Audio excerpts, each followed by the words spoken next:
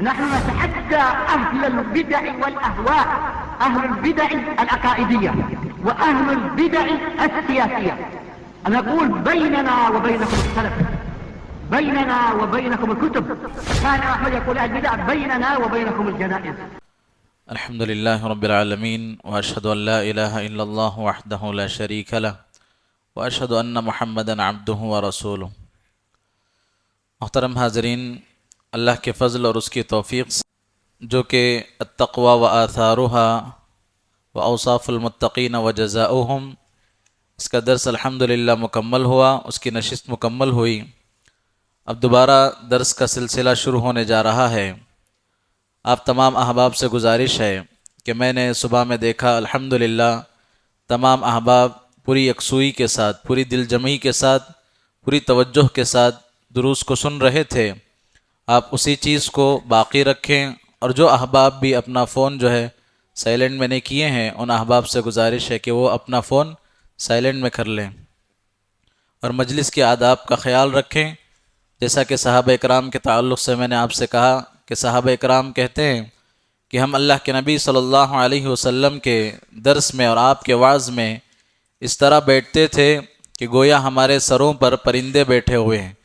تو لہٰذا جہاں ہم ہر چیز میں منہج سلف منہج کو اپناتے ہیں، وہیں مجلس میں بیٹھنے کے بھی آداب کا خیال رکھنا چاہیے۔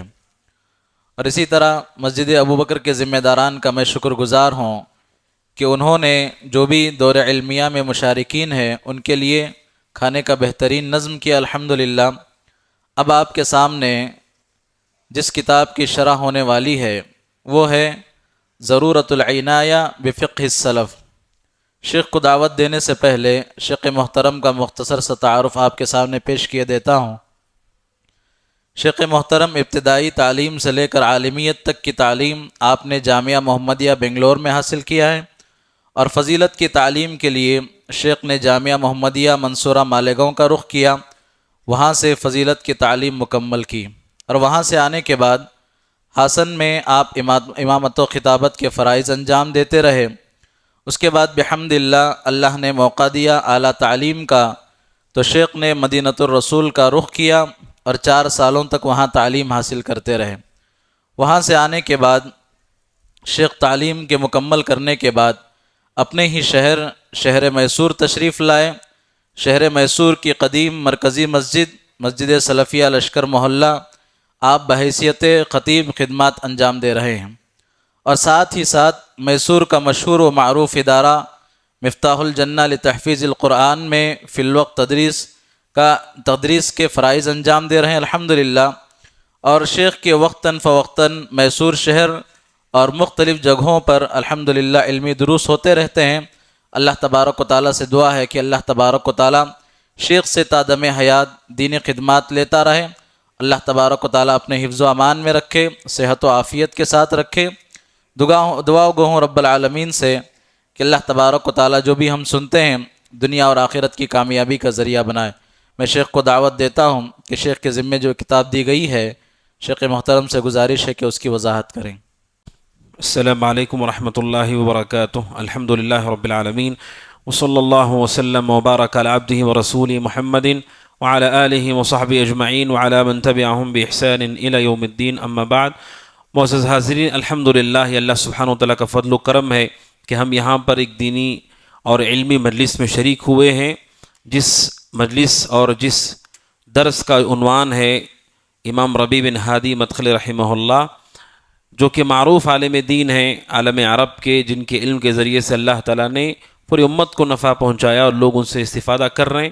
اور ابھی قریب میں شیخ کا انتقال ہوا کچھ مہینے قبل، اور آپ نے ان کی زندگی کے بارے میں سنا۔ جو پہلا درس تھا، پہلا سیشن تھا، اس میں آپ نے ان کی زندگی کے بارے میں سنا۔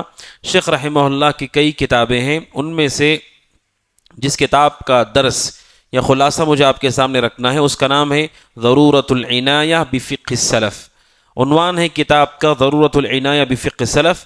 سلف صالحین کی جو فقہ ہے، ان کی جو سمجھ ہے، اسے اختیار کرنے کی ضرورت، اس کی اہمیت کیا ہے، یہ عنوان ہے کتاب کا۔ اس لیے کہ فقہ کہتے ہیں دین کی سمجھ کو، اور دین کی سمجھ لوگوں کے اندر مختلف ہے۔ قرآن مجید کی آیات اور حدیثوں کو لے کر کے لوگوں کی سمجھ الگ الگ ہے، ہر فرقے کی ایک سمجھ ہے، ہر گروہ کی ایک سمجھ ہے۔ اس میں صحابہ، تابعین، تبع تابعین، ائمہ ہدی جنہیں سلف کہا جاتا ہے، ان کی فقہ کیا تھی، وہ کیسے دین کو سمجھتے تھے، اس کی اہمیت کیا ہے، اس کی ضرورت کیا ہے، یہ عنوان ہے کتاب کا۔ اسی سے متعلق باذن اللہ آپ کے سامنے درس ہوگا۔ سب سے پہلے شیخ رحمہ اللہ کے بارے میں آپ کو بتاؤں کہ شیخ رحمہ اللہ کا یہ محاضرہ ہے، لیکچر ہے، جسے کتابی شکل دی گئی ہے، اور آپ جانتے ہیں عالم عرب کے اندر ایک بہت اچھا اور مبارک قدم ہوتا ہے دعوت اللہ کے باب میں کہ علماء کی جو بیانات ہوتے ہیں ان بیانات کو کتابی شکل دی جاتی ہے، اور یہ علم کی خدمت کا بہت شاندار ذریعہ ہے۔ اس سے کہ بہت سارے ایسے ہمارے احباب ہوتے ہیں جن کے پاس حقیقت میں اتنا وقت نہیں ہے کہ وہ تفصیلی محاضرات اور لیکچرز کو سن سکیں۔ عرب کے علماء کی جتنی کتابیں آپ دیکھ رہے ہیں ان میں سے اکثر کتابیں انہوں نے اپنے ہاتھ سے نہیں لکھی ہیں، بلکہ ان کے اس طرح کے جو پروگرام ہوتے ہیں اسی کو سن کر کے ان کے شاگردان یا علم کا شوق رکھنے والے اسی کتابی شکل میں ڈالتے ہیں، اور پھر اسے طبع کر کے پرنٹ کر کے امت میں نشر کیا جاتا ہے۔ تو یہ بھی شیخ کا محاضرہ ہے جسے کتابی شکل دی گئی ہے، اور بہت مفید محاضرہ ہے۔ سب سے پہلے شیخ رحمہ اللہ نے خطبہ مسنونہ کے بعد اپنی گفتگو کا آغاز کیا، کہتے ہیں کہ میں تمام مسلمان بھائیوں کو یاد دلانا چاہتا ہوں کہ ہمارا جو دین ہے یہ دین علم پر قائم ہے، یہ دین علم پر قائم ہے، اور اگر امت علم سے محروم ہو گئی تو امت ضائع اور برباد ہو جائے گی۔ کیوں؟ کیونکہ ہمارے پاس خود سے حق اور ہدایت کے بارے میں معلومات نہیں ہیں۔ مثال کے طور پر کوئی آدمی ایسا ہے جو کسی عالم کو نہیں سنتا، کوئی کتاب نہیں پڑھتا، کوئی درس اس نے نہیں سنا، اس کی جو معلومات ہیں وہ دین نہیں ہے، وہ جو سوچ رہا ہے وہ دین نہیں ہے، وہ جو کر رہا ہے وہ دین نہیں ہے، اور وہ کیا کرے گا، کب کرے گا، ہمیں کچھ نہیں معلوم، وہ ضائع اور برباد ہے۔ شیخ کہتے ہیں کہ علم ہی امت کی اساس ہے، اگر علم کو ہم نے ضائع کر دیا تو ہم بھی برباد ہیں۔ آج آپ دیکھ رہے ہیں امت کی جو حالات ہیں، ہر آدمی کو اپنے اپنے عمل میں آپ دیکھ رہے ہیں، اس کی وجہ کیا ہے؟ ان کے پاس شرعی علم نہیں ہے، دین کا علم نہیں ہے۔ لہٰذا وہ کہتے ہیں علم کی طرف لوگوں کو آنا چاہیے، اور دوسرا کہتے ہیں علماء کو لازم پکڑنا چاہیے کہ اگر کوئی آدمی علم سیکھنا چاہتا ہے، علماء کو الگ کر لے تو پھر کبھی علم حاصل نہیں کر سکتا ہے، کیونکہ اب کوئی نبی اور رسول آنے والے نہیں ہیں، یہ ہمارا عقیدہ ہے، کوئی نبی اور رسول آنے والے نہیں ہیں۔ اب علم حاصل کرنے کا جو راستہ ہمارے پاس ہے صحیح سلفی منہج پر چلنے والے علماء ہیں۔ اگر کوئی ان علماء سے اپنے آپ کو الگ تھلگ کر لیتا ہے تو یہ آدمی گمراہ ہے، اور اس آدمی سے امت کو نقصان ہونے کا قوی اندیشہ ہے، کیونکہ وہ اپنی سوچ سے بول رہا ہے، اپنی فہم سے بول رہا ہے، امت کے علماء سے اس کا ربط اور رشتہ نہیں ہے۔ آگے اور تفصیل آئے گی۔ تو شیخ نے سب سے پہلے علم کی اہمیت کو بتایا اور کہا اللہ سبحانہ و تعالیٰ نے لوگوں کو ترغیب دی ہے علم کی، اور علم کی تعریف کی ہے، علماء کی تعریف کی ہے۔ اور اللہ سبحانہ و تعالیٰ نے قرآن کریم کی آیت سورہ مجادلہ آیت نمبر 11 میں اللہ سبحانہ و تعالیٰ کہتا ہے یرفع اللہ الذین آمنوا منکم والذین اوتوا العلم درجات، کہ اللہ تعالیٰ تم میں سے جو ایمان والے ہیں اور تم میں سے جو علم والے ہیں اللہ تعالیٰ ان کے درجات کو بلند کرتا ہے۔ جس طرح ایمان درجات کی بلندی کا سبب ہے، اسی طرح دین کا علم بھی درجات کی بلندی کا سبب ہے۔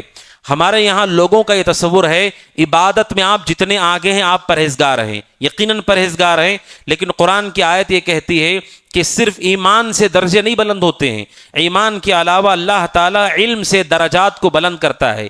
اسی لیے سلف صالحین کے نزدیک نفل تمام عبادتوں میں علم حاصل کرنا ان کے یہاں سب سے افضل عمل تھا۔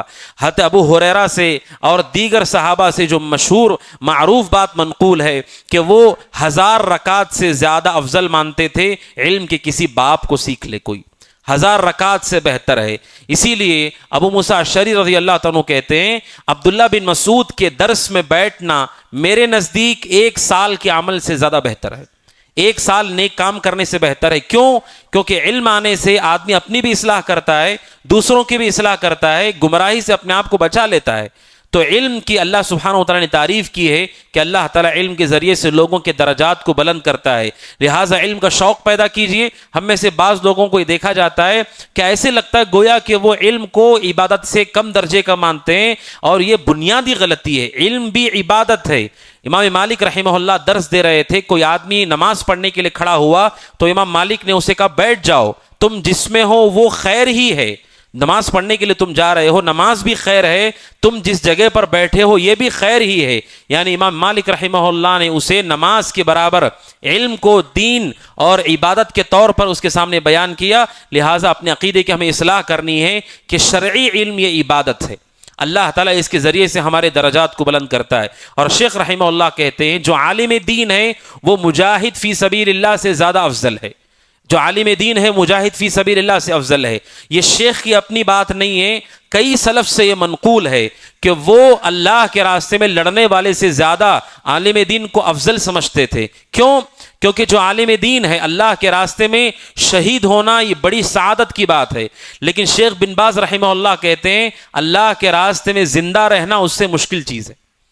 ایک مرتبہ گیا آدمی مارا گیا، لیکن دوسرا آدمی پوری زندگی علم پر، عمل پر، دعوت پہ صبر کر رہا ہے، شیطان سے لڑ رہا ہے، نفس سے لڑ رہا ہے، دنیا کے فتنوں سے لڑ رہا ہے، یہ اس سے زیادہ مشکل ہے. اور جو عالم دین ہے یہ بھی کرتا ہے، ساتھ میں اللہ کے دین کی حفاظت کرتا ہے، بدعتوں کا رد کرتا ہے، گمراہی سے لوگوں کو آگاہ کرتا ہے، سنتوں کو لوگوں کے دلوں میں جگاتا ہے، ایمان تازہ کرتا ہے. آپ جو خطبات جمعہ سنتے ہیں، کوئی بھی عالم دین ہو، جب تک وہ شہر میں ہے، علاقے میں ہے، بار بار لوگوں کو اللہ اس کے رسول کے بارے میں یاد دلاتا رہتا ہے، ان کے دلوں میں ایمان کو تازہ کرنے کی کوشش کرتا ہے. لہذا شیخ کہتے ہیں کہ جو عالم دین ہے وہ اللہ کے راستے میں جہاد کرنے سے زیادہ افضل ہے. اور شیخ نصیحت کرتے ہوئے کہتے ہیں سمجھ لو اس بات کو اچھی طرح اور کوشش کرو کہ تم بھی علماء میں شامل ہو جاؤ. یہ کوشش کرنی چاہیے کہ تم بھی، ہم میں سے ہر آدمی علماء میں شامل ہو جائے. اگر شامل نہیں ہو سکتا ہے تو بعض سلف نے کہا کن عالما او متعلما ولا تکن ثالثا. ایک مسلمان کو دو میں سے ایک ہونا چاہیے.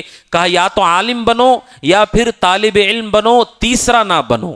یا تو عالم بنو، عالم نہیں بن سکتا ہر آدمی، کوئی بات نہیں، طالب علم بن کر کے رہے، سیکھتا رہے پوری زندگی. تیسرا نہیں بننا چاہیے. تیسرے کا مطلب عالم بھی نہیں ہے، طالب علم میں بھی نہیں ہے، جہالت میں ہے. ایسا مومن کو نہیں ہونا چاہیے. تو شیخ کہتے ہیں علماء میں اپنے آپ کو شامل کرنے کی کوشش کرو، جس راستے سے علم حاصل کرنا ہے وہاں سے حاصل کر کے اگر اللہ نے میسر کیا ہے اس علم کے راستے میں سفر کرنا چاہیے. آگے شیخ کہتے ہیں کیا وجہ ہے کہ اللہ سبحانہ و تعالیٰ نے علماء کو یہ مقام دیا ہے، علم والوں کو یہ مقام دیا ہے. اس کی وجہ یہ ہے، سب سے پہلی وجہ یہ ہے کہ جو علماء ہیں وہ اللہ کو، اس کے صفات کو، اس کی عظمت کو دوسروں سے زیادہ جانتے ہیں. چونکہ وہ اللہ کو دوسروں سے زیادہ جانتے ہیں لہٰذا ان کی فضیلت دوسروں کے مقابلے میں زیادہ ہے. اسی لیے آپ دیکھیے کوئی سفید کاغذ راستے میں پڑا ہوا ہو سکتا ہے آپ کچل کر کے چلے جائیں. اگر اسی کاغذ پہ اللہ کا نام لکھا ہو تو کیا کریں گے؟ اس کاغذ کو آدمی کچلتا نہیں، کیونکہ اس میں اللہ کا نام لکھا ہوا ہے. جو علماء ہوتے ہیں ان کی پہلی خوبی یہ ہے کہ ان کے پاس اللہ تبارک و تعالیٰ اس کی صفات کا علم ہوتا ہے، اللہ کی عظمت کو وہ عام لوگوں سے زیادہ جانتے ہیں. نمبر دو، جو علماء ہیں انہیں معلوم ہے کہ اللہ تبارک و تعالیٰ کے کیا کیا حقوق ہمارے ذمے ہیں، اتنا انہیں معلوم ہوتا ہے، لہٰذا ان کو اللہ نے فضیلت دی ہے. تیسرا کہتے ہیں کہ جو علماء ہیں وہ لوگوں کے حقوق بھی جانتے ہیں، رشتہ داروں کے حقوق، پڑوسیوں کے حقوق، مسافر کے حقوق، جانوروں کے حقوق، پرندوں کے حقوق، درختوں کے حقوق، غیر مسلموں کے حقوق. اللہ نے جو ہمارے ذمہ حقوق رکھے ہیں علماء اسے جانتے ہیں، عام لوگوں کے مقابلے میں زیادہ علم ان کے پاس ہے، لہٰذا ان کا یہ مقام ہے. اور اس کے بعد کہتے ہیں اس کی ایک اور وجہ یہ ہے کہ علماء حلال اور حرام کو عام لوگوں سے زیادہ جانتے ہیں، حلال و حرام کے مسائل کو زیادہ جانتے ہیں. اور اسی طرح کہتے ہیں کہ علماء کی یہ شناخت ہے کہ وہ صحیح عقیدہ اور غلط عقیدہ دونوں میں اچھی طرح فرق کر پاتے ہیں. جو حقیقی علماء ہیں ان کے پاس اتنی بصیرت ہوتی ہے، سلفی عقیدہ اور بدعتی عقیدے کے اندر فرق کرنا وہ جانتے ہیں. اور آخری بات ہے شیخ کہتے ہیں علماء کو یہ مقام اس لیے ہے کیونکہ علماء پوری زندگی لوگوں کو بھلائی کا حکم دیتے ہیں، برائی سے روکتے ہیں. اور یہ خوبی کسی اور کے ذمے نہیں آتی ہے کہ پوری زندگی وہ یہی کام کرتے ہیں. تو ان وجوہات کی وجہ سے اللہ تعالیٰ نے علماء کو اونچا مقام دیا ہے. لہٰذا علماء کے حقوق جو ہمارے ذمے ہیں، مختصر یہ سب سے پہلے صحیح علماء جو سلفی منہج پر قائم ہیں ان سے محبت کرنا یہ ایمان کا حصہ ہے، ان کا احترام کرنا یہ سنت ہے، ان کے علم سے استفادہ کرنا صحابہ کا طریقہ ہے. اور اسی طرح ان کے ساتھ کھڑے ہو کر کے دین کے نشر و اشاعت میں ان کے کندھوں کو مضبوط کرنا یہ ہماری ذمہ داری ہے. اگر علماء الگ تھلگ ہوں اور عام لوگ الگ تھلگ ہوں دعوت کا کام ویسے نہیں ہو پائے گا. خاص طور پر جن کو اللہ نے قوت اور قدرت دی ہے، محمد بن عبد الوہاب رحمہ اللہ جنہوں نے کتاب التوحید لکھی، ان کا ساتھ دیا محمد بن سعود نے رحمہ اللہ، دونوں نے مل کر کے اسلامی حکومت کی بنیاد رکھی، اور ایسی حکومت جو خالص توحید پر مشتمل ہے، اور انہوں نے اپنی قوت کو استعمال کیا اور شیخ الاسلام نے اپنے علم کو استعمال کیا۔ ابن تیمیہ رحمہ اللہ کہتے ہیں جب علم اور طاقت جمع ہو جاتے ہیں تو اس کے ذریعے سے بہت فائدہ ہوتا ہے، علم کے ساتھ قوت جمع ہو جائے تو لوگوں کو اس سے بہت فائدہ ہوتا ہے، لہٰذا علماء کو قوت پہنچانا، انہیں طاقت دینا یہاں تک کہ وہ علم کے متفرغ ہوں، یہ ہماری ذمہ داری ہے۔ علماء کے حوالے سے یہ حقوق میں نے مختصر رکھے۔ اسی طرح آگے شیخ کہتے ہیں ایک سوال ہے، سوال یہ ہے کہ کیا وجہ ہے کہ اللہ سبحانہ و تعالیٰ نے زمانے رسول صلی اللہ علیہ وسلم کی رسالت سے پہلے جو مکہ کے حالات تھے، اللہ سبحانہ و تعالیٰ نے اسے کیوں جاہلیت کہا؟ کیوں جاہلیت کہا اللہ تعالیٰ نے؟ کیا وجہ ہے؟ وہ بھی ہماری طرح انسان تھے، کھانے پینے والے، تجارت کرنے والے، بیوی بچے والے، پھر کیوں اس زمانے کو جاہلیت کہا گیا اور اس کے بعد والے زمانے کو جاہلیت نہیں کہا گیا؟ شیخ اس کا جواب دیتے صرف اس وجہ سے کہ جس زمانے میں رسول کو بھیجا نہیں گیا تھا وہاں پر علم کے نشانات ختم ہو گئے تھے، چونکہ علم کے نشانات ختم ہو گئے تھے، کفر اور شرک پھیل چکا تھا، اللہ نے اس پورے وقت کو کہا کہ وہ جاہلیت کا زمانہ ہے۔ اسی لیے ہم بار بار کہتے ہیں زمانے جاہلیت میں ایسا ہوا ویسا ہوا، کیوں آپ کہہ رہے ہیں؟ کیونکہ وہاں پر علم کے نشانات منور نہیں ہیں۔ تو یہ بات شیخ رحمہ اللہ نے بیان کی ہے، اور آگے شیخ کہتے ہیں لہٰذا تمام لوگوں کو میں نصیحت کرتا ہوں، اجتہاد کرو، علم حاصل کرو، اپنے آپ کو جہالت کے اندھیروں سے نکالو، کیونکہ شیخ رحمہ اللہ کہتے ہیں کیونکہ جہالت ایک بہت بڑی بیماری ہے، خطرناک بیماری ہے جہالت، جو انسان کو ہلاک کر دیتی ہے، سامنے والے کو بھی ہلاک کر دیتی ہے۔ لہٰذا اپنے آپ کو جہالت سے نکالنے کی ہر مومن کو کوشش کرنا چاہیے، ہر آنے والا دن ہمارے علم میں اضافہ ہو، معلومات میں اضافہ ہو، عقیدے میں، عمل میں ہماری اصلاح پیدا ہو، ہر مسلمان کو اس کی کوشش کرنا چاہیے۔ آگے شیخ رحمہ اللہ کہتے ہیں اسی طرح سے اللہ سبحانہ و تعالیٰ نے رسول اکرم صلی اللہ علیہ وسلم کو جب مبعوث کیا، آپ کے ذریعے سے اللہ تبارک و تعالیٰ نے کفر کو، شرک کو اور گناہوں کی ظلمتوں کو مٹا دیا۔ عرب کا پورا معاشرہ جو کہ جہالت اور گناہوں میں ڈوبا ہوا تھا، رسول اکرم صلی اللہ علیہ وسلم کی 23 سالہ محنت اور عرب کا پورا جو ان کے جو پورے اخلاق تھے، عادات تھے، سب کچھ بدل گئے۔ شیخ رحمہ اللہ کہتے ہیں یہ اس وجہ سے ہے کیونکہ اللہ تعالیٰ نے اپنے نبی کو علم دے کر کے بھیجا، آپ نے لوگوں کو بتایا کہ یہ صحیح ہے، یہ غلط ہے، اس علم کے ذریعے سے لوگوں نے اپنے آپ کو اس گمراہی سے نکالا۔ اور آگے شیخ رحمہ اللہ کہتے ہیں کہ میں تمام سلفی نوجوانوں کو، خاص طور پر شیخ نے مخاطب ہو کر کہا سلفی نوجوانوں کو میں نصیحت کرتا ہوں، سب سے پہلے علم حاصل کرو، اور تمہارا مقصد یہ ہونا چاہیے کہ تم اپنے آپ کو جہالت کے پنجوں سے چھڑا سکو، کیونکہ نوجوانوں کا مسئلہ عام لوگوں کے مقابلے میں زیادہ خطرناک ہے۔ کوئی نوجوان اگر گمراہ ہو جاتا ہے اس کی گمراہی کے نقصانات زیادہ ہیں۔ رسول پر پتھر مارنے والے نوجوان جو کہ کفار تھے، حضرت عثمان کو ان کے گھر میں قتل کرنے والے اپنے آپ کو مسلمان کہنے والے نوجوان تھے۔ نوجوان اگر ٹھیک نہ ہو تو وہ غلط جگہ پر ایسا استعمال ہوتا ہے کہ اس کا نقصان بہت زیادہ ہے۔ اسی لیے ہر آدمی اپنے غلط کام کو پورا کرنے کے لیے نوجوانوں کا استعمال کرتا ہے، ہر آدمی۔ بوڑھوں سے انہیں کوئی تعلق نہیں، کیونکہ انہیں معلوم ہے یہ کام ٹھیک سے نہیں ہو پائے گا، اور بچوں کو بھی چھوڑ دیتے ہیں۔ ہر کام کے لیے دنیا کی ہر طاقت یہ کوشش کرتی ہے کہ نوجوانوں کو استعمال کیا جائے، حتیٰ کہ جو بم دھماکے بھی ہوتے ہیں، جو اپنے آپ کو بم لگا کر کے اڑا دیتے ہیں، خودکش بمباری جسے کہا جاتا ہے، وہ بھی کرنے والے عام طور پر نوجوان ہیں۔ ان کے ذہن کو ویسے ٹرین کیا جاتا ہے کہ وہ اپنے آپ کو ہلاک کر لیتے ہیں۔ تو شیخ کہتے ہیں بالخصوص نوجوانوں کو میں نصیحت کرتا ہوں علم حاصل کرو، تاکہ اپنے آپ کو جہالت کے پنجوں سے آزاد کر سکو۔ اور دوسرا مقصد یہ ہونا چاہیے کہ اس علم کو اللہ کے بندوں تک پہنچا سکو، یہ مقصد ہمارا ہونا چاہیے۔ اور کہاں سے شروع کرنا چاہیے؟ ہر نوجوان کو چاہیے کہ اپنے گھر سے، اپنے کنبے اور خاندان سے آغاز کرے۔ ہر سلفی نوجوان جس کو اللہ نے علم دیا ہے اور علم کے راستے میں چل رہا ہے، اس کی ذمہ داری ہے دوسروں تک علم کو پہنچانا۔ وہ کہاں سے شروع کرے؟ اپنے نفس کے بعد اپنے گھر والوں سے شروع کرے۔ کیوں؟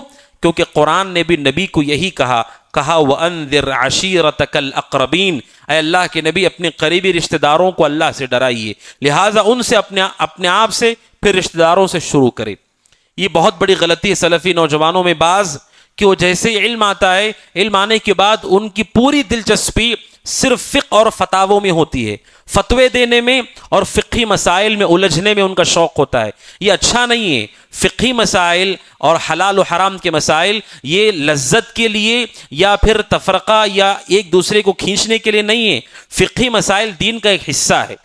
ہم سلفی نوجوان علم حاصل کر لیا، اب ہماری ذمہ داری ہے اپنے والدین کو، اپنی بیوی کو، اپنی اولاد کو توحید کی قسمیں، لا الہ الا اللہ کے شروط، سورۃ الفاتحہ کی اصلاح، اما پارا انہیں یاد کرانا، اس کی تفسیر کیا ہے، رسول کی مختصر سیرت کیا ہے، خلفائے راشدین کی سیرت کیا ہے، حلال و حرام کیا ہے، جائز اور ناجائز کیا ہے، یہ سکھانا ہماری ذمہ داری ہے. فقہ اور فتاووں میں بہت زیادہ دلچسپی یہ ہمارے لیے اچھا نہیں ہے. اسی لیے افسوس کے ساتھ کہنا پڑتا ہے کہ ہم میں سے بہت سارے لوگ ایسے ہیں کہ جن کے علم کا مبلغ اتنی ہی ان کی پہنچ ہے کہ فقہی چند مسائل میں الجھنا وہ جانتے ہیں، بس اس کے علاوہ کچھ نہیں جانتے. یہ طریقہ صحیح نہیں ہے. علم حاصل کرنے کا مقصود لوگوں کو اللہ تعالیٰ کا دین سکھانا، یہ ہمارا مقصود ہونا چاہیے. شیخ رحمہ اللہ کہتے ہیں علم کیا ہے؟ سوال یہ ہے کہ علم کیا ہے. شیخ کہتے ہیں الذی یعرف الہدی بدلیلہ، علم کہتے ہیں ہدایت کو دلائل کے ساتھ پہچاننا، یہی علم ہے. ہدایت کو دلائل کے ساتھ پہچاننا یہی علم ہے. اور انہوں نے شعر ذکر کیا ہے العلم قال اللہ قال رسولہ قال الصحابۃ لیس بالتمویہ. کہتے ہیں علم کہتے ہیں تین چیزوں کو، قال اللہ قال الرسول قال الصحابہ. یہی تین چیزیں علم ہے، یہی تین چیزیں علم ہے. اس کے علاوہ جو کچھ ہے وہ علم نہیں ہے. قال اللہ قال الرسول قال الصحابہ، یہ تین چیزیں علم ہیں، اس کے علاوہ سب بناوٹ ہے. شیخ رحمہ اللہ کہتے ہیں پہلے علم کو ہمیں جان لینا چاہیے کہ علم کیا ہے. اور آگے شیخ نے ایک مسئلہ ذکر کیا ہے، وہ مسئلہ یہ ہے تقلید کا مسئلہ. کہتے ہیں کہ جو آدمی مقلد ہوتا ہے وہ آدمی اندھا ہوتا ہے، وہ آدمی اندھا ہوتا ہے، ہدایت سے اپنے آپ کو محروم کر لیتا ہے. کیوں؟ مقلد کسے کہتے ہیں؟ کسی ایک امام کو چن کر کے ان کی ہر بات کو فالو کرنا، اس مسلک کو فالو کرنا، یہ تقلید ہے. شیخ کہتے ہیں تقلید اعمیٰ، جو اندھی تقلید ہے، یہ انسان کو ہدایت سے محروم کر دیتی ہے. انسان ہدایت سے دور رہ جاتا ہے. کیوں؟ کیا وجہ ہے کہ انسان تقلید کرنے سے ہدایت سے محروم ہو جاتا ہے؟ اس کی سب سے بڑی وجہ یہ کہ ہمارا یہ عقیدہ ہے دنیا میں ایک بھی ایسا عالم ابھی تک نہیں آیا ہے جن کے پاس پوری حدیثوں کا علم ہو، ایک حدیث بھی نہ چھوٹی ہو. دنیا میں آج تک کوئی ایسا عالم دین نہیں آیا ہے جن کے پاس پوری چیزوں کا علم ہو، ایک چیز بھی چھوٹی ہوئی نہ ہو. ایسا کوئی نہیں ہے. اگر کوئی دنیا میں دعویٰ کرتا ہے، بعض سلف نے کہا اگر کوئی یہ دعویٰ کرے کہ میرے پاس پوری حدیثوں کا علم ہے، ایک بھی چھوٹا ہوا نہیں ہے، ایسا آدمی فاسق ہے. ایسا آدمی فاسق ہے. کیونکہ حضرت ابو بکر صدیق نے بھی دعویٰ نہیں کیا ہے. ابو بکر صدیق رضی اللہ عنہ نے بھی بعض مسائل میں علم نہ ہونے کی وجہ سے صحابہ سے مشورہ کیا ہے. اب تقلید میں ہوتا یہ ہے ایک امام کو ہم پکڑ لیتے ہیں، اب امام نے جو کچھ کہا اسے فالو کر رہے، تو جہاں ان سے حدیث چھوٹ گئی ہے ہم نے اس میں بھی ان کو فالو کیا اور ان کے پیچھے چلے گئے، تو وہ گناہ ہمارے ذمہ ہوگا، وہ گناہ ہمارے ذمہ ہوگا. امام ابو حنیفہ رحمہ اللہ، امام شافعی، امام مالک، امام احمد بن حنبل رحمہم اللہ، یہ صرف 4 ائمہ مشہور ہیں، ورنہ اور بھی کئی ائمہ گزرے ہیں جن کا ایک مذہب تھا، جن کے فالوورز تھے. جیسے امام اوزاعی رحمہ اللہ تھے، ان کا بھی ایک مذہب تھا، ختم ہو گیا. سفیان ثوری رحمہ اللہ، ان کا بھی ایک مذہب تھا، ختم ہو گیا. امام طبری رحمہ اللہ، ان کا بھی ایک مذہب تھا، وہ ختم ہو گیا. یعنی ان کا بھی ایک مذہب تھا، ان کے فالوورز تھے، لیکن ایک زمانے کے بعد وہ ختم ہو گئے. 4 مذہب ابھی دنیا میں موجود ہیں، معروف ہیں، شافعیہ، مالکیہ، حنابلہ اور احناف. یہ 4 مسالک موجود ہیں. اب سوال یہ ہے کہ ہر آدمی، ہر مسلک والا دوسروں کو دعوت دیتا ہے اس مسلک کی طرف. تو سوال یہ ہے کہ کیا امام ابو حنیفہ رحمہ اللہ یا امام شافعی یا امام احمد بن حنبل، کیا انہوں نے دعویٰ کیا ہے کہ سارا علم ہمارے پاس موجود ہے؟ یہ دعویٰ تو انہوں نے کبھی نہیں کیا ہے، بلکہ انہوں نے یہ کہا اذا صح الحدیث فہو مذہبی، اگر حدیث صحیح ہو جائے تو یہی میرا مذہب ہے. شیخ ربیع کہتے رحمہ اللہ دنیا میں کوئی بھی ایسا مذہب نہیں، 4 مذاہب ہوں یا کوئی اور مذہب ہو، دنیا کے ہر مذہب کے اندر غلطیاں پائی جاتی ہیں. دنیا کا کوئی مذہب ایسا نہیں ہے جس کے اندر غلطیاں نہ ہوں، اس لیے کہ اماموں کے پاس پوری حدیثیں موجود نہیں تھیں. اگر ہم نے اپنے آپ کو ان کے پیچھے لگا دیا مقلد بنا کر کے تو ہم گناہ میں گر جائیں گے. اگر کوئی آدمی کہتا ہے کہ میں نماز میں رفع الیدین نہیں کرتا، نماز میں رفع الیدین نہیں کرتا، سینے پر ہاتھ نہیں باندھتا، کیوں؟ کیونکہ ہمارے مسلک میں نہیں ہے. تو آپ کے مسلک میں نہیں ہے، لیکن رسول سے یہ ثابت ہے، حدیثیں آپ کے سامنے ہیں. حدیثیں آپ کے سامنے ہیں، تو آپ نے اس مسئلے میں رسول کو چھوڑ دیا اور آپ نے اس طریقے کو اختیار کیا جو ابو حنیفہ رحمہ اللہ کا ہے، تو سنت کو چھوڑنے کی وجہ سے اب آپ کے ذمے ہے وہ کہ آپ اللہ کے سامنے کیا جواب دیں گے، یہ آپ کے ذمے ہے۔ تو شیخ ربیع کہتے ہیں کہ امام تک حدیث نہیں پہنچی، ہم انہیں فالو کریں گے تو ہم بھی اس میں گر جائیں گے۔ ایک دوسرا، یہ شیخ ربیع نے بہت پیاری بات کہی، وہ یہ رہی بات اماموں کی، تو ہم اماموں کو گنہگار نہیں مانتے ہیں، ہم اماموں کو گنہگار نہیں مانتے۔ اب مسئلہ یہ ہے کہ آپ کہہ رہے ہیں فالوورز کو گناہ ہوگا لیکن امام کو گناہ نہیں ہوگا۔ کیوں گناہ نہیں ہوگا ان کو؟ اس لیے کہ ہمارے پاس دلیل ہے۔ رسول اکرم صلی اللہ علیہ وسلم نے فرمایا اذا اجتہد الحاکم فاصاب فلہ اجران، جب کوئی بہت بڑے عالم دین ہوتے ہیں، وہ کسی مسئلے کی تحقیق کر رہے ہوتے ہیں، پوری کوشش کی انہوں نے حدیث کو پانے کی، پوری کوشش کے بعد جو انہیں مل جاتا ہے اس کے مطابق وہ جب فتویٰ دیتے ہیں تو اللہ تعالیٰ جتنا ان کو مل گیا ہے اس کو قبول کرتے ہوئے کم از کم ایک اجر ان کو دیتا ہے۔ اگر ان سے غلطی ہو گئی ایک ثواب ملتا ہے، اگر پورا صحیح بتایا انہوں نے تو 2 ثواب ملتے ہیں۔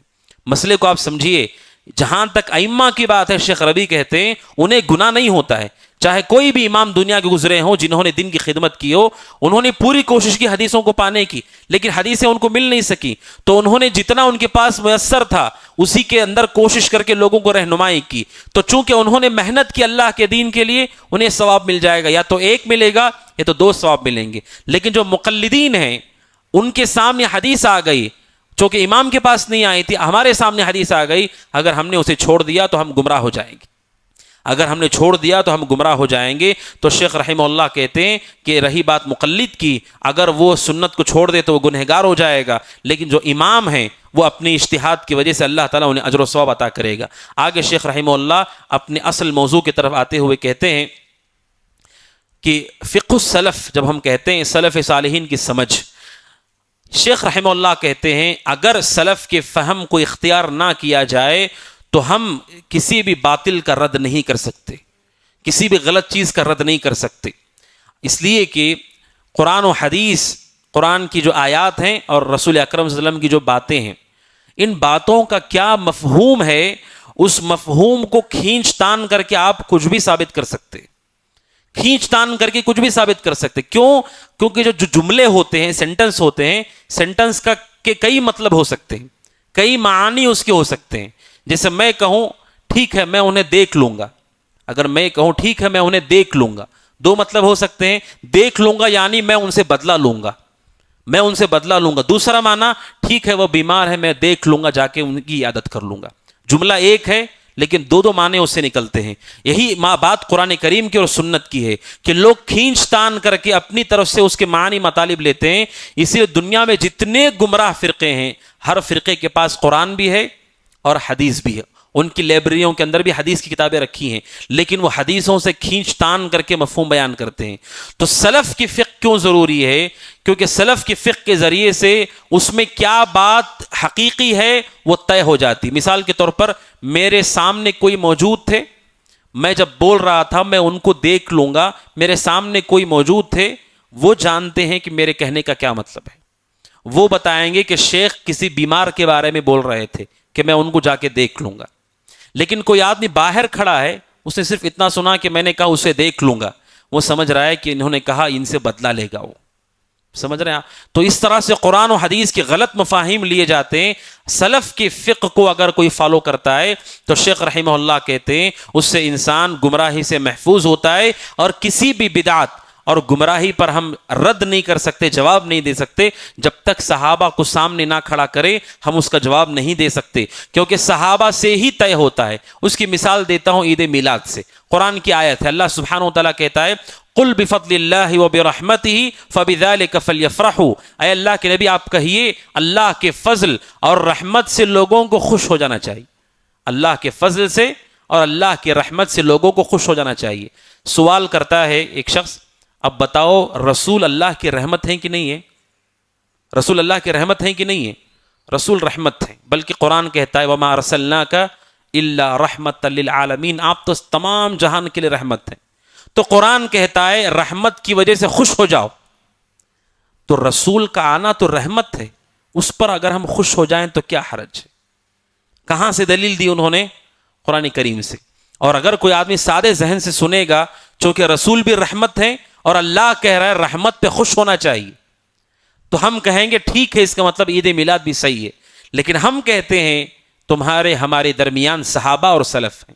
اگر اس آیت کا یہی مطلب ہے تو کیوں کسی بھی صحابی نے رسول کی میلاد نہیں منائی؟ اس کا مطلب جو آپ مطلب لے رہے ہیں 100% غلط اور گمراہ ہے. ہر آیت کا ایک مفہوم ہے, جو صحابہ سمجھتے تھے اسے لینا, یہ ہے فقہ السلف. شیخ رحمہ اللہ کہتے ہیں ایک گمراہ فرقے کی مثال دی ہے انہوں نے, وہ ہے خوارج. خوارج کون ہے؟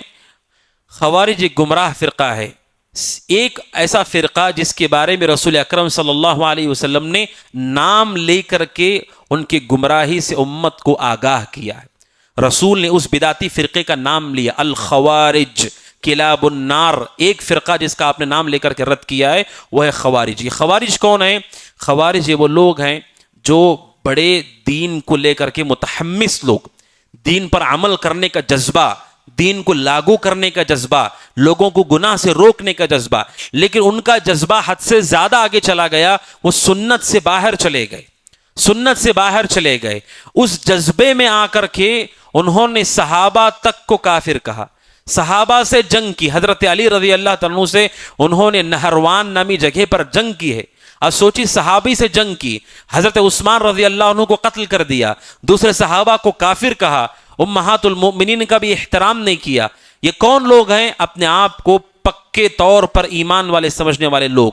اسی لیے علماء کہتے ہیں جب انسان کے اندر جذبہ آتا ہے عمل کا تو تھوڑا سمجھداری سے کام لینا چاہیے کہ آپ کا جذبہ آپ کو لائسنس نہیں دیتا ہے کہ آپ جو چاہے کر سکتے ہیں. میرے اندر جذبہ آ گیا کہ نہیں, ہمیں حق پہ چلنا ہے, ہدایت پہ چلنا ہے, کوئی غلطی کہیں پر نہیں ہونی چاہیے, اب میں بے لگام ہو جاؤں, یہ جائز نہیں ہے, یہ جائز نہیں ہے. رسول اکرم صلی اللہ علیہ وسلم سے زیادہ غیرت مند کوئی نہیں ہے.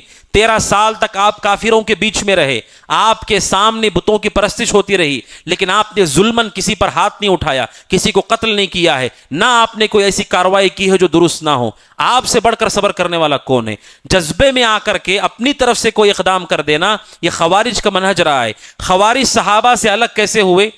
خوارج کے پاس بھی دلیلیں ہیں, قرآن کی دلیل ہے, قرآن کی دلیل, حدیث کی دلیل, لیکن انہوں نے صحابہ کو چھوڑ دیا, انہوں نے صحابہ کو چھوڑ دیا. صحابہ کے ساتھ بے ادب تھے یہ لوگ.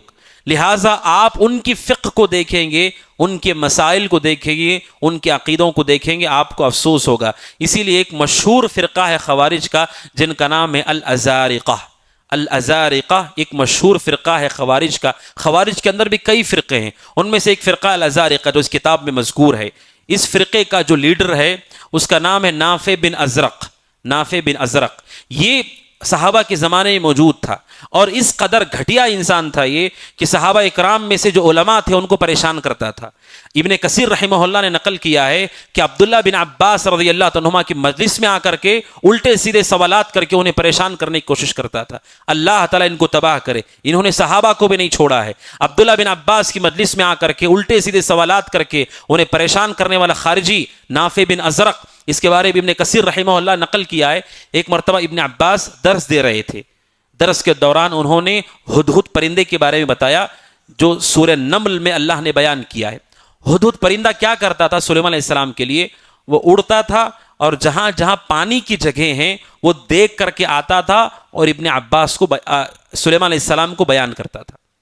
چونکہ سلیمان علیہ السلام کو اللہ نے بڑی حکومت دی تھی, ہوا پر ان کی حکومت تھی, جنات پر بھی تھی, پرندوں کی باتیں انہیں سمجھ میں آتی تھیں. تو جو ان کے پاس پرندہ تھا جس کا ذکر قرآن میں ہدہد کا ذکر ہے, وہ پرندہ ابن عباس رضی اللہ عنہ درس دے رہے ہیں. درس میں انہوں نے کہا کہ حضرت سلیمان علیہ السلام کے پاس جو ہدہد پرندہ تھا وہ اڑتا تھا اور تلاش کرتا تھا جہاں پانی ہے وہاں آ کر کے حضرت سلیمان علیہ السلام کو بتاتا تھا.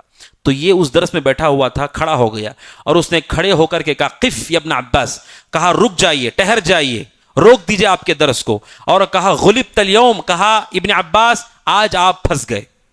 کیا کہتا ہے؟ آج آپ پھنس گئے. آپ سوچئے خوارج کی ایک صفات اہل علم میں ذکر کی ہے کہ یہ حد درجے بے ادب قسم کے لوگ ہوتے ہیں جن کے اندر تہذیب اور اخلاق نہیں، اور علماء کے ساتھ ان کا اخلاق بہت خراب ہوتا ہے۔ خوارج کی علامتوں کے طور پر علماء نے اسے ذکر کیا ہے کہ علماء کا احترام ان کے پاس نہیں ہوتا ہے، جبکہ آپ عام ایمان والے کا احترام کر رہے ہیں تو ان کے پاس ایمان کے ساتھ علم بھی ہے، ان کا درجہ اونچا ہے، زیادہ احترام ہونا چاہیے۔ لیکن چونکہ یہ صحابہ کے منہج کو نہیں مانتے تھے، ابن عباس سے کہا درس کو روک دیجئے، آج آپ پکڑے گئے۔ کیوں؟ کہتا ہے دیکھو ہدہد پرندہ ہے، پرندہ تو اتنا بیوقوف ہوتا ہے کہ آپ اگر کسی پنجرے کے اندر کوئی دانہ ڈال دیں وہ پرندہ آئے گا کھانے کے لیے، پھنس جائے گا۔ تو اتنا بیوقوف پرندہ ہے، اور آپ کہہ رہے ہیں کہ وہ سلیمان علیہ السلام کے لیے پانی تلاش کر کے لاتا تھا۔ آپ سمجھ رہے ہیں یہ عقل پرست لوگ ہیں، ان کو سنت اور قرآن سے وہ ربط نہیں ہے حقیقی معنوں میں، صرف جذبات ہیں، لیکن حقیقی علم ان کے پاس نہیں ہے۔ ابن عباس سے کہا پرندہ کیا کر سکتا ہے، وہ تو پنجرے میں بچے پھنسا دیتے ہیں اس کو۔ ابن عباس رضی اللہ عنہ نے اسے جواب دیتے ہوئے کہا علم ہوتا ہے۔ ابن عباس رضی اللہ عنہ نے اسے جواب دیتے ہوئے کہا ویحک، اللہ تمہیں تباہ کرے، اللہ تجھے تباہ کرے، کیا تو نہیں جانتا اذا حضر القدر عمی البصر، جب تقدیر کا وقت آتا ہے تبھی حادثہ ہوتا ہے، جب تقدیر کا وقت آتا ہے تب حادثہ ہوتا ہے۔ کیا مطلب ہے؟ ہر پرندہ بیوقوف نہیں ہے، اللہ نے جو اسے چاہیے اتنا سکھا کر کے پیدا کیا ہے اس کو۔ وہ ہر پرندہ کیا جال کے اندر پھنسا ہوا ہوتا ہے؟ کتنے پرندے ایسے جو پوری عمر جیتے ہیں، پوری عمر حتیٰ کہ مچھلیاں، کتنی ایسی مچھلیاں ہیں جو پوری عمر مکمل کرتی ہیں، کسی جال میں نہیں پھنستی ہیں وہ۔ ابن عباس نے کہا تم جو کہہ رہے ہو کہ ان کے پاس عقل نہیں ہوتی، کہا عقل اس وقت ان کی چلی جاتی ہے جب تقدیر کا وقت آ جاتا ہے۔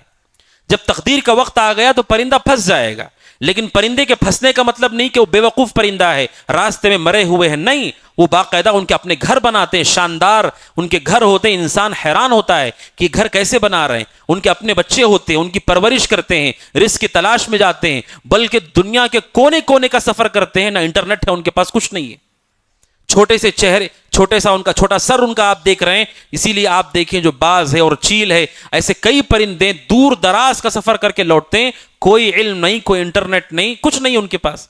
اللہ تعالیٰ انہیں علم دے کر کے بھیجتا ہے جتنا انہیں چاہیے۔ رہی بات جال میں پھنس جانے کی، وہ تو ہر انسان کا بھی یہی مسئلہ ہے۔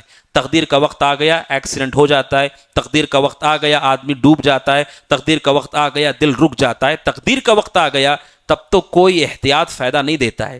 تو بہرحال کہنے کا مقصود یہ ہے کہ خوارج نے صحابہ کے منہج کو چھوڑا، وہ گمراہ ہو گئے۔ ان کی فقہ کیا تھی جانتے ہیں؟ خوارج میں جو ازارقہ تھا، یہ جو فرقہ تھا، اس جاہل آدمی کا فرقہ، یہ کہتا تھا کہ اگر کوئی چور چوری کرے تو ہاتھ یہاں سے کاٹنا چاہیے، کندھے سے اس کا ہاتھ کاٹ کے الگ کر دینا چاہیے۔ کیوں؟ کیونکہ سنت اور صحابہ کا علم اسے نہیں تھا۔ چونکہ قرآن میں اتنا آیا ہے چور اور چورنی کا ہاتھ کاٹ دو۔ اب عربی میں ہاتھ کہتے ناخن سے لے کر کے کندھے تک کا جو حصہ ہے پورا ہاتھ ہے۔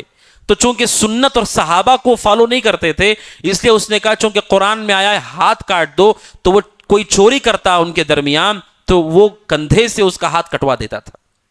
یہ ان کے فقہ ہے، یہ ان کے احکام ہیں۔ اسی طرح وہ یہ کہتے تھے کہ اگر کوئی عورت حالت حیض میں ہو، کہتے تھے کہ اس کے اوپر بھی نماز ہے، اس کے اوپر بھی نماز ہے۔ کیوں؟ کیونکہ سنت و صحابہ کا علم ان کے پاس نہیں تھا۔ اسی لیے شیخ رحمہ اللہ کہتے ہیں مسلمان کو چاہیے کہ وہ علم حاصل کرے۔ علم حاصل کرے تو علم کیا ہے؟ قال اللہ، قال الرسول، قال الصحابہ، قرآن اور حدیث کو جیسے صحابہ نے سمجھا ویسے سمجھے، اور بالخصوص جو سنت ہے، سنت کے حوالے سے مومن کو چاہیے۔ شیخ رحمہ اللہ کہتے ہیں جب صحابہ کو انہوں نے چھوڑ دیا تو سنت بھی چھوٹ جاتی ہے۔ یہ بڑا اہم نقطہ ہے، جب لوگ صحابہ کو چھوڑتے ہیں سنت بھی چھوٹ جاتی۔ کیوں؟ کیونکہ صحابہ ہی سنت کو بیان کرنے والے ہیں۔ خوارج کے بارے میں اللہ کے نبی نے کہا صحابہ سے پکی، صحابہ سے زیادہ نماز پڑھنے والے لوگ، لیکن حدیثوں کا علم نہیں۔ کیوں علم نہیں ہے؟ کیونکہ صحابہ کو نہیں مانتے۔ صحابہ کو نہیں مانتے تو خود بخود سنتوں کا علم بھی انہیں نہیں ہوگا۔ اسے شیخ کہتے ہیں صحابہ کی فقہ کو اختیار کرنا ضروری ہے، ان کے سمجھ کو لینا ضروری ہے، ورنہ سنت بھی ہم سے چھوٹ جائے گی۔ اور آپ جانتے ہیں کہ اگر کوئی آدمی سنت کا انکار کرتے، شیخ کہتے ہیں والذی لا یؤمن بالسنہ، جو سنت پر ایمان نہیں رکھتا ہے کہ وہ بھی دلیل ہے، وہ بھی اللہ کی وحی ہے، جو سنت کو نہیں مانتا صرف قرآن کو مانتا ہے، وہ شخص کافر ہے، سنت وہ اسلام سے خارج ہے۔ وہ شخص کافر ہے، اسلام سے خارج ہے، بلکہ شیخ رحمہ اللہ کہتے ہیں اجمعت الامہ علی تکفیرہم، پوری امت کے علماء متفق ہیں کہ ایسے لوگ اسلام سے خارج ہیں، جو سنت نہیں سمجھتے وہ اسلام سے خارج ہے۔ کیوں؟ کیونکہ قرآن کو سنت کے بغیر سمجھنا ضروری نہیں ہے، قرآن کو سنت کے بغیر ہم نہیں سمجھ سکتے۔ کیسے؟ چند چیزیں شیخ رحمہ اللہ نے بیان کی ہیں، میں مثالوں سے اسے واضح کرتا ہوں۔ سب سے پہلے شیخ کہتے ہیں قرآن مجید کے اندر مجمل چیزیں ہیں جن کی تفصیل قرآن میں نہیں ہے۔ جیسے مجمل چیز کیا ہے؟ کون سی عبادت ہے جسے کرنے کے لیے کہا گیا ہے لیکن ڈیٹیلز اس کی نہیں ہے قرآن میں؟ نماز ہے، الصلاۃ، احسنتم، الصلاۃ نماز ہے۔ اب نماز کا حکم دیا گیا ہے اقیموا الصلاۃ، نماز قائم کرو، لیکن نماز کتنی رکعت ہے، کب پڑھنا ہے، کب جہرن ہے، کب سرن ہے، کب 3 ہے، کب 2 ہے، کب 4 ہے، یہ سنت میں بیان کیا گیا ہے۔ اس کا مطلب سنت قرآن کے اجمال کو واضح کرتی ہے۔ اگر کوئی صحابہ کو چھوڑ دے، سنتوں کو چھوڑ دے، قرآن کے اجمال کو نہیں سمجھ سکتا، نمبر 1۔ دوسرا، قرآن مجید میں کچھ چیزوں کو اللہ سبحانہ و تعالیٰ نے مبہم رکھا ہے۔ مبہم کا مطلب نام نہیں بتایا گیا، کچھ جگہوں پر صفتیں نہیں بتائی گئی۔ جیسے اللہ سبحانہ و تعالیٰ کہتا ہے اذ ہما فی الغار اذ یقول لصاحبہ لا تحزن، جب وہ دونوں غار کے اندر تھے اور ایک نے اپنے دوست سے کہا ڈرو مت، اللہ ہمارے ساتھ۔ دو لوگ کون ہیں جو غار میں تھے؟ کون ہے جنہوں نے اپنے ساتھی سے کہا؟ کون ہے وہ؟ غار کون سی ہے؟ قرآن نے اسے نہیں بتایا ہے، یہ مبہم ہے۔ اس کو حدیث سے بتایا ہے، بخاری کی حدیث ہے، غار میں اللہ کے نبی اور ابو بکر صدیق تھے رضی اللہ تعالیٰ عنہ، اور اسی طرح سے وہ غار ثور ہے، اور اسی طرح سے اللہ کے نبی ہیں جنہوں نے اپنے دوست سے کہا ڈرنے کی ضرورت نہیں، اللہ ہمارے ساتھ ہے۔ تو قرآن جسے مبہم رکھتا ہے، یعنی بتاتا نہیں کہ نام کیا ہے، صفت کیا ہے، سنت اسے واضح کرتی ہے۔ اسی لیے قرآن مجید میں ہے اللہ سبحانہ وتعالیٰ کہتا ہے اللہ کے پاس مہینوں کی تعداد کتنی ہے؟ کتنے مہینے اسلام میں؟ 12۔ قرآن کہتا منہا اربعۃ حرم، 4 مہینے احترام والے ہیں۔ اب سوال یہ ہے صرف اللہ نے کہا 4 مہینے، لیکن نام نہیں بتایا کہ وہ مہینے کون سے؟ کون بتائے گی اس کو؟ سنت۔ اللہ کے نبی نے فرمایا، بخاری کی حدیث ہے، وہ 4 مہینے ذوالقعدہ، ذوالحجہ، محرم اور رجب، یہ 4 مہینے ہیں جو احترام والے ہیں۔ اور تیسرا، قرآن مجید مطلقاً ایک بات کہہ دیتا ہے، اس میں فکس نہیں کرتا کہ کون سا۔ جیسے اللہ سبحانہ وتعالیٰ نے کہا چور اور چورنی کا ہاتھ کاٹ دو، اب ہاتھ تو یہاں سے لے کر کے یہاں تک ہے، قرآن نے نہیں بتایا کہ اس میں سے کہاں سے کتنا کاٹنا ہے، سنت نے اسے قید کر کے بتایا ہے کہ ہاتھ کاٹنے کا مطلب یہ کلائی کاٹی جاتی یہاں تک، یہ ہے سنت جو قرآن مجید کے اس مطلق کو مقید کرتی ہے۔ اور اسی طرح سے قرآن مجید میں کچھ چیزیں ایسی ہیں، نمبر 4، کہ جو عمومی طور پر ہیں لیکن قرآن سنت نے اسے خاص کر دیا۔ جیسے اللہ سبحانہ وتعالیٰ کہتا ہے یوصیکم اللہ فی اولادکم، اللہ وصیت کرتا ہے اپنی اولاد کو وراثت کا حق دو۔ اولاد کو، مسلمان ہو، کافر ہو، بدعتی ہو، کچھ نہیں ہے، قرآن کہتا ہے اولاد ہے اسے پراپرٹی دینی ہوگی آپ کو۔ لیکن حدیث میں اللہ کے نبی نے کچھ چیزوں کو باہر کر دیا اس سے۔ آپ نے کہا لا یرث الکافر المسلم ولا المسلم الکافر، آپ نے کہا ایک کافر شخص مسلمان کی وراثت نہیں لے سکتا اور مسلمان کافر کی وراثت نہیں لے سکتا۔ اگر باپ کافر ہو بیٹے کو کچھ نہیں ملے گا، بیٹا کافر ہو تو باپ کی پراپرٹی میں سے اسے کچھ نہیں ملے گا۔ لیکن قرآن میں یہ مذکور نہیں ہے، قرآن میں صرف اتنا ہے کہ اپنے اولاد کو وراثت دو۔ تو سنت ان چیزوں کو قید کرتی ہے کہ کہاں پر یہ درست نہیں ہے۔ اور آخری چیز ہے وہ یہ کہ صرف قرآن، بعض ایسی چیزیں حدیثوں کے اندر ہیں جو قرآن میں ہے ہی نہیں لیکن حدیثوں نے اسے بیان کیا ہے۔ کون مثال دے سکتے ہیں اس کی؟ جو قرآن میں نہیں ہے صرف حدیث میں ہے، ایسا حکم جو قرآن میں نہیں ہے لیکن حدیث میں مذکور ہے۔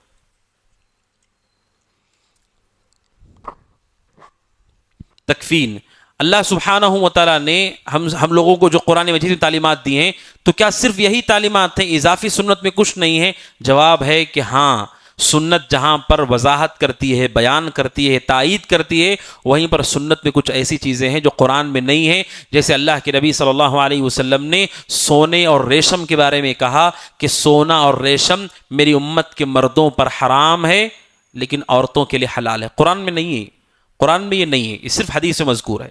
اسی طرح اللہ کے نبی نے کہا وہ جانور جن کے کونچلی کے دانت تھے، وہ دانت جو نوکیلے ہوتے ہیں دو طرف، کونچلی کے دانت، ہر وہ جانور جس کے کونچلی کے دانت ہے وہ حرام ہے۔ جیسے شیر ہے، باغ ہے، چیتا ہے، بندر ہے، جن کے دانت کونچلی کے ہیں انہیں کھانا حرام ہے۔ یہ قرآن میں نہیں ہے، یہ حدیث میں ہے۔ تو اگر کوئی آدمی سنت کو چھوڑ دے تو پھر وہ دین کو نہیں سمجھ سکتا، اور اگر کوئی سنت کو لے صحابہ کو چھوڑ دے تب بھی وہ دین کو صحیح نہیں سمجھ سکتا۔ دین کی صحیح سمجھ یہ ہے کہ قرآن اور حدیث، اور تیسرا جیسے صحابہ نے اسے سمجھا ویسے ہی اسے سمجھا جائے۔ آگے شیخ رحمہ اللہ ایک نصیحت کرتے ہوئے کہتے فَتَعَلَّمُوا الْقُرْآنَ، اے لوگوں قرآن کو سیکھو، وَتَعَلَّمُوا السُّنَّةَ، سنتوں کو سیکھو، مع الاہتمام الشدید، پوری توجہ کے ساتھ، اور خاص خیال رکھو علی فہم الصحابہ، کہ صحابہ کے طریقے پر اسے سمجھو، اپنی مرضی سے نہ سمجھو، اپنی طرف سے نہ سمجھو، ورنہ گمراہ ہو جاؤ گے۔ ابھی قریب کی بات ہے، ایک نوجوان نے مجھ سے کہا کہ ہم لوگوں کو چاہیے کہ ہم اپنے ملک کو چھوڑ کر کے چلے جائیں، مسلمان ہیں، ہمیں اپنے ملک کو چھوڑ دینا چاہیے، اور کہا کہ ہمیں فلاں فلاں کام کرنا چاہیے، لڑائی کرنی چاہیے، اور دلیل انہوں نے دی قرآن کی آیت۔ اللہ سبحانہ و تعالیٰ کہتا ہے تمہیں چھوٹ دی جا رہی ہے لڑنے کی۔ قرآن کی آیت دلیل دی اس نوجوان نے، ابھی قریب کی بات ہے، قرآن کی دلیل دی کہ تمہیں چھوٹ دی جا رہی ہے کہ تم لڑو اللہ کے راستے میں۔ تو اس نے کہا ہمیں یہ بھی کرنا چاہیے، اپنے ملکوں کو چھوڑ دینا چاہیے۔ دلیل کیا ہے؟ قرآن۔ میں نے ان سے پوچھا رسول اکرم صلی اللہ علیہ وسلم 13 سال تک مکہ میں تھے کافروں کے ساتھ، 13 سال کے بعد آپ نے ہجرت کی، آپ نے جنگ کی کافروں کے ساتھ، جنگ بدر ہوئی، جنگ احد ہوئی، پھر سن 6 ہجری میں آپ نے صلح کر لی کہ ہماری تمہارے درمیان جنگ نہیں ہوگی، جنگ نہیں ہوگی 10 سال تک، آپ نے صلح بھی کر لی۔ آپ نے کہا رسول مکہ میں کافروں کے ساتھ بھی تھے، ایک وقت میں آپ نے چھوڑ بھی دیا، ایک وقت میں آپ نے جنگ بھی کی، ایک وقت میں آپ نے صلح بھی کر لیا۔ میں نے کہا آپ کے رسول نے یہ سب کچھ کیا ہے، اب کون سا کام کب کرنا ہے آپ مجھے بتا دیجیے، کون سا کام کب کرنا ہے، کب صلح کرنی ہے، کب جنگ نہیں کرنی ہے، کب ہمیں رہنا ہے، کب نہیں رہنا ہے۔ رسول نے سارے کام کیے ہیں، اب بتاؤ کہ ہمیں کیا کرنا ہے۔ کوئی جواب نہیں ہے۔ اس کا مطلب آپ قرآن کی آیت کو صحابہ کے طریقے پر نہیں سمجھ رہے ہیں، اس کے اصول ہیں، کہاں پر شریعت اسے جائز کہتی ہے، کہاں پر چھوڑا جاتا ہے، کہاں پر صلح کی جاتی ہے، کہاں پر معاہدے سے رہا جاتا ہے، اس صحابہ کے فہم کو سامنے رکھ کر کے سنت کو آپ سمجھیں گے تبھی معلوم ہوگا۔ آپ صرف حدیثیں بھی دیکھ لیں تو حدیث میں ساری چیزیں مذکور ہیں، آپ مکہ میں تھے یہ بھی مذکور ہے، آپ نے ہجرت کی یہ بھی مذکور ہے، آپ نے جنگ کی یہ بھی مذکور ہے، آپ نے صلح کر لی یہ بھی مذکور ہے، سب چیزیں مذکور ہیں۔ کب آپ کیا کریں گے کیسے پتہ چلے گا اگر صحابہ کے طریقے کو اختیار نہ کرے؟ لہٰذا میرے محترم بھائیوں اس کی بہت اشد ضرورت ہے۔ اور آگے شیخ رحمہ اللہ کہتے ہیں کہ جب خوارج نے اور روافظ نے، خاص طور پر روافظ کا انہوں نے ذکر کیا ہے، روافظ کا بھی یہی معاملہ ہے کہ انہوں نے صحابہ اکرام کی بے ادبی کی، گستاخی کی، ان کی غلطیوں کے پیچھے پڑ گئے، آل بیت کے نام پر آل بیت کا بہانہ بنا کر کے صحابہ کے پیچھے پڑ گئے۔ یہ وہ لوگ گمراہ لوگ ہیں جنہوں نے جب صحابہ کو چھوڑا تو یہاں تک بات چلی گئی کہ وہ اسلام کو بھی چھوڑنا پڑ گیا ان کو۔ صحابہ کو چھوڑنے کا مسئلہ آسان اور ہلکا نہیں ہے، اتنا خطرناک مسئلہ ہے کہ بعض ایسی جگہیں ہیں اگر وہاں پر ہم نے غلطی کی تو اسلام سے خارج ہو جائیں گے، اللہ تعالیٰ کوئی عبادت ہم سے قبول نہیں کرے گا۔ لیکن ان لوگوں نے جب صحابہ کو چھوڑ دیا، اب روافظ ہیں، روافظ ان کا کون سا دین ہے، کون سا ایمان ہے ان کا؟ اب سوچئے کفریات میں ڈوبے ہوئے لوگ، شرک میں ڈوبے ہوئے لوگ، اس دین کو اللہ کیسے قبول کرے گا؟ صحابہ کو چھوڑنے کا نتیجہ شیخ کہتے ہیں رحمہ اللہ کہ صرف اتنا ہی نہیں کہ انسان گمراہ ہوتا ہے بلکہ انسان ملحد ہو جاتا ہے، دین کا انکار کر بیٹھتا ہے، زندیق ہو جاتا ہے، بے دین ہو جاتا ہے۔ لہذا صحابہ اکرام کی سمجھ کو چھوڑنا یہ بہت ہی خطرناک ہے لوگوں کے لیے۔ اسی لیے سلف صالحین یہ کہا کرتے تھے آج کے دور میں جو چیزیں آپ سن رہے ہیں اور دیکھ رہے ہیں نا، یہ علم نہیں ہے، علم صرف اتنا ہی ہے، قال اللہ قال الرسول قال الصحابہ۔ امام بخاری رحمہ اللہ نے نقل کیا ہے صحابہ جب بھی جمع ہوتے تھے آپس میں بیٹھ کے بات کرتے تھے، ان کے درمیان گفتگو صرف قرآن اور سنت پہ ہوتی تھی۔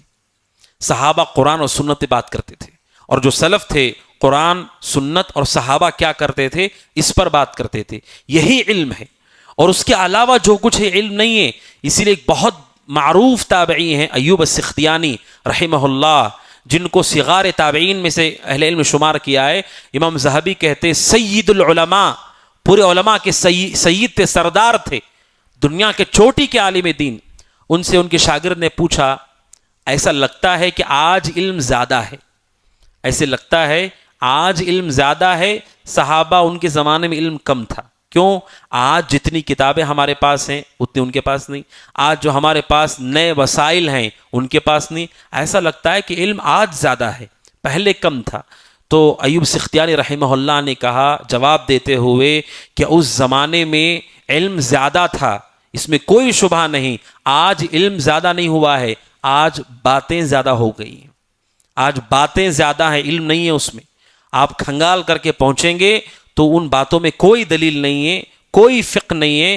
ایوب سختیانی رحمہ اللہ نے کہا آج باتیں زیادہ ہو گئی ہیں، اس کے اندر علم نہیں ہے۔ علم تو قال اللہ قال رسول اور قال صحابہ ہے، یہ باقی چیزیں فلسفہ، یہ منطق، یہ عقل پرستی، اور اس کی مثال یہ ہے تو اس کی مثال یہ ہے، میں اس کو ایسے کاٹوں گا، میں اس کو ایسے کاٹوں گا، یہ علم نہیں ہے۔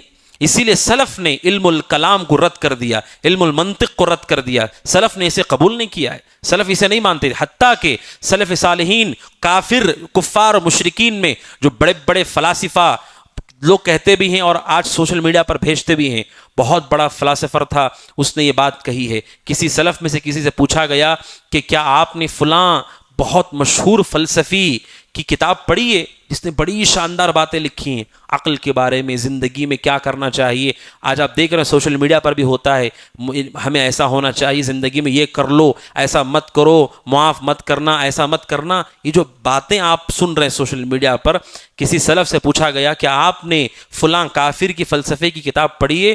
انہوں نے کہا میں نے محمد بن عبداللہ کے فلسفے کو پڑھا ہے۔ کون مراد ہے محمد بن عبداللہ سے؟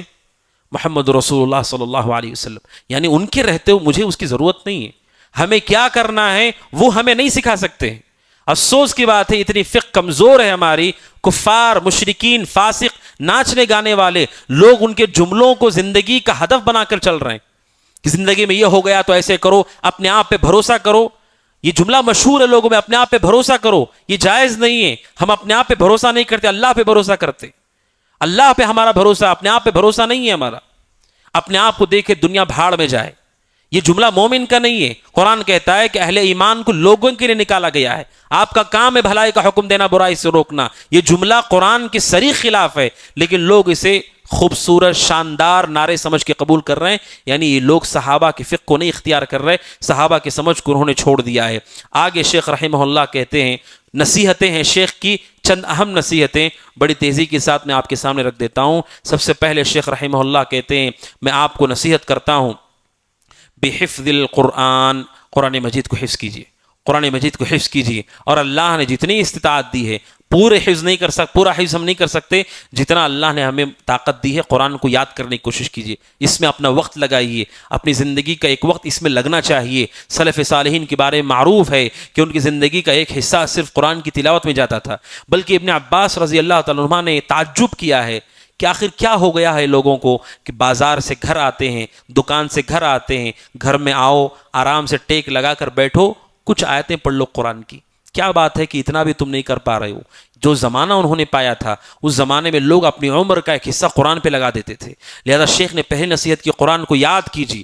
آج ہمارے بہت سے نوجوان جو بہت ساری چیزوں میں داخل ہو گئے ہیں لیکن قرآن مجید کا ایک پارہ بھی انہیں یاد نہیں ہے، ایک پارہ بھی یاد نہیں ہے، اور آپ بڑے بڑے مسائل میں، تکفیر کے مسائل اور جہاد کے مسائل میں چلے گئے اور قرآن کی آپ کو ایک پارہ بھی یاد نہیں ہے۔ اس کا مطلب آپ نے صحیح طریقے صحابہ کے منہج کو اختیار نہیں کیا ہے۔ قرآن کو یاد کرو، یہ پہلی نصیحت ہے شیخ کی۔ اور دوسری نصیحت شیخ کہتے رحمہ اللہ تفسیر، قرآن مجید کی تفسیر کا علم حاصل کرو، اس کی طرف توجہ دو۔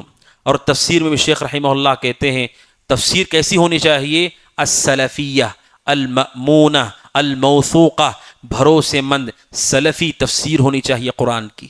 قرآن کی تفسیر کا مطلب وہ نہیں ہے جو آج سوشل میڈیا پہ بہت سارے گمراہ بیٹھ کر کے تفسیریں کر رہے ہیں، اور آپ جانتے ہیں ان میں سے ایک معروف شخص جو سوشل میڈیا پر چھایا ہوا ہوتا ہے عام طور پر، ڈاکٹر اسرار احمد، یہ وہ گمراہ شخص ہے جس کو دین کی بنیادی باتوں کا بھی علم نہیں تھا لیکن ہسٹری کا علم تھا، اور چرب زبان تھا، زبان پہ اچھی قدرت تھی، چرب زبان تھا، قرآن کے ترجمے کو جانتا تھا، لیکن سلف کے علم اور فقہ سے کوئی تعلق نہیں، بنیادی مسائل بھی اس شخص کو معلوم نہیں تھے، اور اس شخص نے ایسی گمراہی پھیلائی، سنتوں کے وزن کو گرا دیا۔ اس نے لوگوں سے کہا قرآن پڑھو تو پتہ چلے گا کہ ہاتھ یہاں باندھنا اہم ہے کہ یہاں باندھنا اہم ہے، یعنی یہ کہنا چاہتا ہے کہ قرآن پڑھو گے تو پتہ چلے گا ہاتھ یہاں باندھو یہاں باندھو، کیا فرق پڑتا ہے؟ آج سوچئے ایسی تفسیر ہے قرآن کی، قرآن ہمیں سکھا سکھاتا ہے کہ رسول کی ہر سنت کا احترام ہونا چاہیے، رسول کی ہر بات کا احترام ہونا چاہتی ہے۔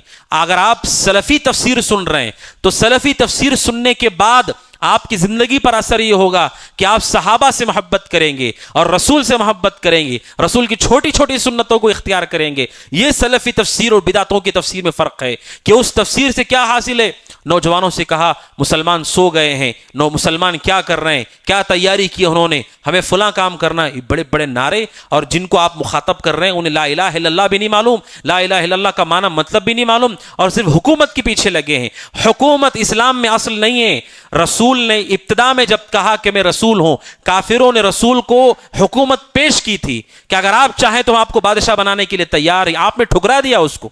اسلام حکومت کو اصل نہیں مانتا ہے، لیکن اس شخص نے تفسیر کے نام پر صرف یہ کہا ایران نے یہ کیا، تم کیا کر رہے ہو، عرب ملک کیا کر رہے ہیں، مسلمان کیا کر رہے ہیں۔ میرے بھائی اگر آپ صحیح تفسیر کر رہے ہیں یہ پوچھو کہ توحید کی قسمیں آپ کو پتہ ہے کہ نہیں ہے، لا الہ الا اللہ کیا ہے، اس کا مفہوم کیا ہے، یہ لوگوں کو پوچھو۔ لیکن جب گمراہ لوگوں کی تفسیر انسان سنتا ہے، اس کے نتیجے میں ہمارے اندر سوائے جہاد کے نام پر دہشت گردی کے راستے اور خرافات، دنیا بھر کی سیاستیں، اس میں آدمی مشغول ہو جاتا ہے، اور جو ہمیں اللہ کے سامنے جواب دینا ہے قبر میں، نہ جانے کب موت ہو جائے، اللہ ہم سے پوچھا جائے گا رب کون ہے، دین کیا ہے، رسول کون ہے، ان کی معرفت ہمارے پاس نہیں ہے۔ تو آپ اگر دنیا میں اسلامی حکومت بھی قائم کر دیں اور آپ لا الہ الا اللہ کو چھوڑ کر مریں گے، حکومت قائم کرنے کی وجہ سے اللہ آپ کو معاف نہیں کرے گا، اللہ معاف نہیں کرے گا۔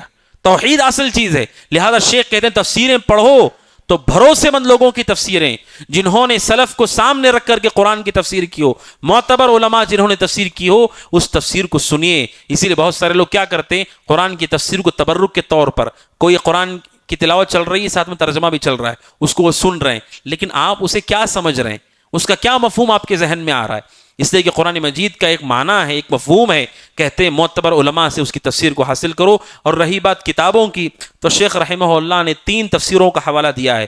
ایک ہے تفسیر ابن جریر، امام طبری رحمہ اللہ کی تفسیر ہے تفسیر ابن جریر۔ دوسرا ہے تفسیر ابن کثیر۔ تفسیر ابن کثیر الحمدللہ آپ سب جانتے ہیں، معروف ہے۔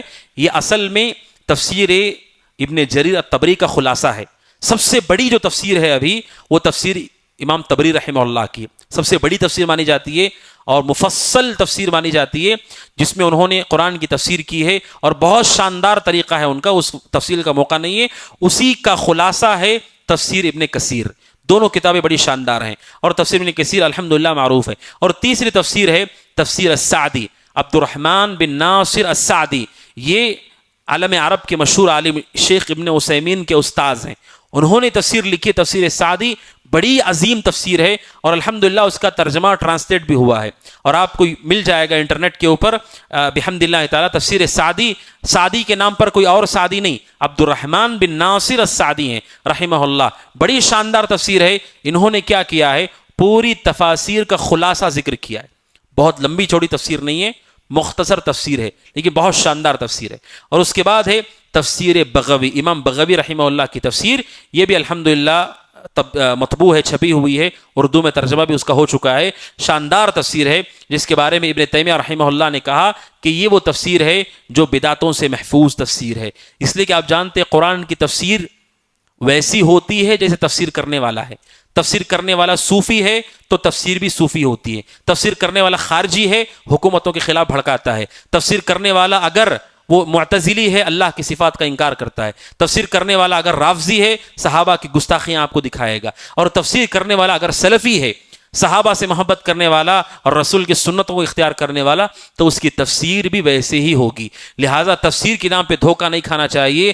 قرآن کی وہ تفسیر شیخ رحمہ اللہ کہتے ہیں جس تفسیر میں صحابہ کرام کے طریقے کے مطابق تفسیر کی گئی ہو، اس تفسیر کو اختیار کرنا چاہیے۔ اس لیے کہ شیخ رحمہ اللہ کہتے ہیں تفسیر 2 طرح کی ہے، ایک ہے تفسیر بالمأثور۔ تفسیر بالمأثور کا مطلب کیا ہے، وہ تفسیر جس کی ایک سند ہے، ایک سند ہے، اور رسول صلی اللہ علیہ وسلم اور صحابہ سے ہوتی ہوئی ہم تک آئی۔ ابن کثیر اور ابن جریر الطبری وغیرہ، اس میں انہوں نے اس چیز کو نقل کیا ہے۔ تفسیر معصور کا مطلب ہے قرآن کی تفسیر، قرآن سے، احادیث سے، صحابہ کے اقوال سے، یہ تفسیر معصور ہے، اس کو اختیار کرو۔ اور تفسیر معقول ہوتی ہے، عقل سے تفسیر، اس کا یہ مطلب ہو سکتا ہے، یہ بھی مطلب ہو سکتا ہے، شاید یہ بتایا گیا۔ اور کوئی تو ایسے ہیں جو قرآن میں سائنس کو تلاش کر رہے ہیں، قرآن میں دیکھو سائنس کی آیت ہے، اس سے یہ ثابت ہوتا ہے، اس سے وہ ثابت ہوتا ہے. بھئی قرآن مجید کو اللہ تعالیٰ نے وہ ہدایت کا ذریعہ بنایا ہے، وہ سائنس کی کتاب نہیں ہے کہ آپ اس کے اندر سائنس تلاش کریں. یقین ہم مانتے ہیں اللہ نے جو بات کہہ دی وہ سچ ہے، چاہے سائنس اسے مانے یا نہ مانے. جب ہم اللہ کے سامنے سر جھکاتے ہیں، ہمارے سارے علوم بھی اللہ کے سامنے جھکے ہوئے ہیں، لہٰذا سائنس اسے صحیح مانتی ہو غلط مانتی ہو، ہمارا اسے کوئی تعلق نہیں. قرآن نے جو کہہ دیا وہی حرف آخر ہے ہمارے لیے. لہٰذا شیخ رحمہ اللہ کی بات ہے، چونکہ شیخ کی جو کتاب ہے یہ 31 صفحات پر مشتمل، 30 پر 1 صفحات پر مشتمل ہے. وقت کی تنگی کی وجہ سے ہم 14 صفحات کو مکمل کر سکے، تقریباً آدھا رسالہ ہم نے مکمل کیا. اور باذن اللہ تعالیٰ انشاءاللہ آنے والے پروگراموں میں جو اللہ تعالیٰ میسر کرے گا اور اس کی مزید تفصیل بھی ہم سیکھیں گے. اللہ سبحانہ و تعالیٰ سے دعا کہ اللہ تعالیٰ ہم سب کو صحابہ کرام کی فقہ کو اختیار کرنے اور صحیح عقیدے کو اختیار کرنے کی توفیق عطا فرمائے. آمین.